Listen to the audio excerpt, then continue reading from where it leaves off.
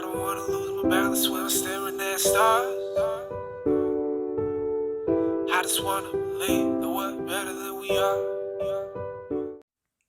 Yeah, what's going on, guys? ODC back with another Raid Shadow Legends video. Today, just gonna have a quick look at a few champions, probably only about 5 champions or so, that when you just start the game, if you get them, they can be kind of useful in Clan Boss. One of the things I was looking at really, because in Clan Boss there's a few different elements that can help. The first one I was going to look at some champions who help with survivability, meaning you can last a bit longer in the clan boss. So we was looking at primarily attack down champions that you can get quite early if you get lucky enough to pull them.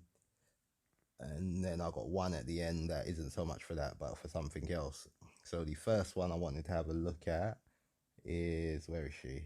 She is in the Sacred Order, I believe. Not the greatest. I personally don't really like her that much, but I have to admit that she does have some general uses. So the first one I want to look at is Mother Superior. On her A1, she attacks one enemy, has a chance to place a small decrease attack for 2 turns. Now, because it's on her basic, that is actually not that bad. The 35% chance is pretty weak, but it is better than nothing. It will land probably, what, 1 in 3 times. So that's pretty good because, as you can see, all the upgrades just increase damage. So that's one of her useful things. She also heals an ally by 30% of her own max HP. So if you give her lots of HP, the bigger the heal will be.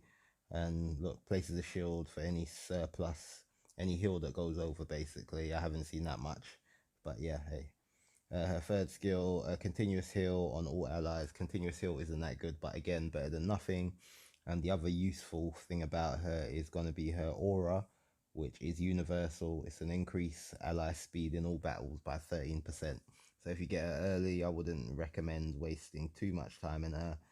Maybe a level 50, I would probably say 40 personally, but she can be useful if you've got no other decrease attack champions. So that's Mother Superior. The next one I wanted to look at is one that I have actually used. So what we'll do is actually go and find my one if I've got him here somewhere. Here he is. Runic Warder.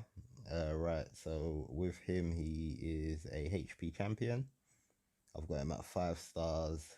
I have put some masteries into him, so because I've put that many into him, I'm going to actually 6-star him at some point. So anyway, back to his usefulness. So he's got a 2-hit A1, damage based on his health. So that's okay, 2 hits. If you get down to masteries later, you can get some War Master. That'll be alright. His next skill is the one that would come in pretty useful. It's attack one enemy 2 times. Each hit has a 30% chance of placing a 50% decrease attack. So this is the move that would come under increasing your survivability if you can land it. You can also have that go up. As you can see, you can increase the chance there. So that's actually pretty good. That's the move I'd probably say is the most useful for him. This one is okay, will probably do a little bit of damage for you, but not something to rely on. Better for things like Fire Knights, but again, we're talking about his help with the team, making you survivable. I did use him for quite some time, so as you can see, that's why I've got a few masteries in him. So that's a Runic Warder. If you get him, he's actually not bad. Probably come in handy in faction wars as well. So yeah, to keep that in mind. All right, next one I wanted to go over, I actually have as well because I was using him for a bit, but I stopped after a while because I got someone better. But it's Bogwalker. Now, Bogwalker is a Force Affinity defense-based champion. He's got his attack one enemy, 30% chance of placing a 50% decrease attack, and obviously you can improve that with books. You'd have to book it really, I think, just because the 30% chance is quite low. But again, it would be better than nothing if you don't have another champion who decreases the attack of the clan boss or any boss would be useful for that. So yeah, there we go. He also places an increased defense on all allies. That is good again for survivability, meaning that you'll take less damage while you've got that buff up. It's the small increase defense, but again, it's better than nothing. So if you have him, use Bogwalker, is not bad.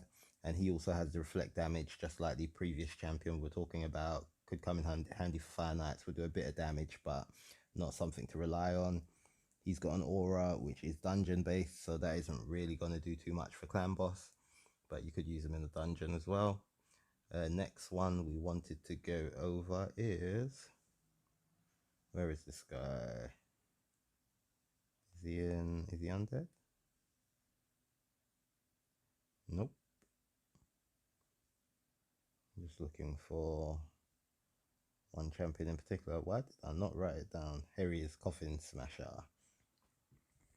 Right, so HP based champion. The move that we would like is, this one is A1. Attack one enemy 3 times, so that's good for Giant Slayer, the mastery. Each hit has a 15% chance of placing a 50% decrease attack. That's the move you want, really.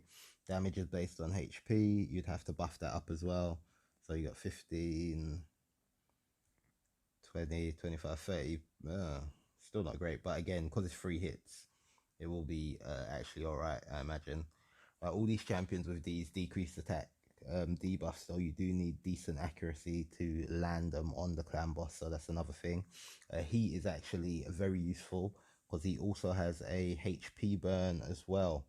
HP burn will cause damage each turn on the Clan Boss based on the actual health of the Clan Boss, so that can be pretty good, especially at early stage, to get you out quite a bit more damage. And he takes less damage from AoEs, area of effect attacks, which means that the Clan Boss literally 2 of his attacks, he does AoEs all the time, really, other than when he does his one hit stun. So this guy would have a lot of survivability for himself as well, so you could put a lot of HP into him, increase his defense, and yeah, he's probably the best one out of these lot for actual Clan Boss. The last champion that I was looking at who can be handy, but sure, it's a bit for a different reason, really, would be, where you at? Spirit Host. Spirit Host you can get fairly easily. I think she's farmable in the campaign. Yeah, she is farmable in the campaign. The reason I mentioned Spirit Host is because she's got the universal speed lead. Again, if you just start and you're not spending money, you need to make use of some of these people. Her basic attack is just a normal attack. She increases attack, that buff on all your allies for 2 turns, so will increase your damage a bit. And also she removes all debuffs from all allies and places block debuffs on them for 1 turn. Now when the Clan Boss does his stun, if you've got that ready to go, the cooldown's long, but if you've got that ready to go, you can use that every so often. So yeah, that's 5 champions I was having a look at. I tried to keep them all in the rare category, just because that way it's a bit more, they're a bit more obtainable. I would possibly maybe have a look at some epics that I have used, just to show some of the ones that I have found some kind of use with, because they're not all, you know, great great champions, but you can make use out of some of them where you're coming up. So yeah, brilliant. Anyway, make sure you comment, subscribe, like, and I'll be doing a few more videos. So yeah, see you later.